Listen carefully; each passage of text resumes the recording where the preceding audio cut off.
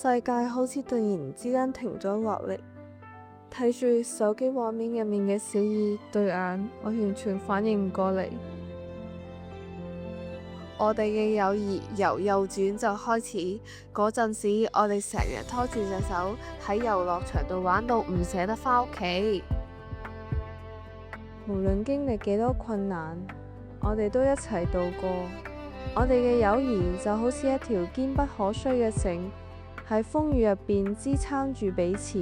我好擔心呢條原本咁堅固嘅繩，會因為小雨要出國而變得脆弱。掛咗電話之後，我覺得成個世界靜到好得人驚。見到佢忙住執嘢，為夢想準備，我雖然好想支持佢，但係心入面嗰種難受真係忍唔住。剩低嘅日子真係唔多啦。小雨嘅行李已經執得七七八八，原本充滿回憶嘅房間，而家變得空蕩蕩。嗰種感覺就好似心裏少咗一塊一樣。唔通我哋就好似佛教話，世間萬物都係因緣和合，朋友聚埋係善緣，分開就係緣分已盡。我約咗小雨喺咖啡店，諗住同佢喺佢出國之前傾下偈。我哋坐喺窗邊，個個都唔敢開聲。我隻手喺咖啡杯上面不停咁震。我好想留住呢一刻，但我知道時間唔等人。我鼓起勇氣問佢：你會唔會掛住我？佢冇即刻答我，只係微微一笑。但我見到佢眼入面閃咗閃嘅淚光。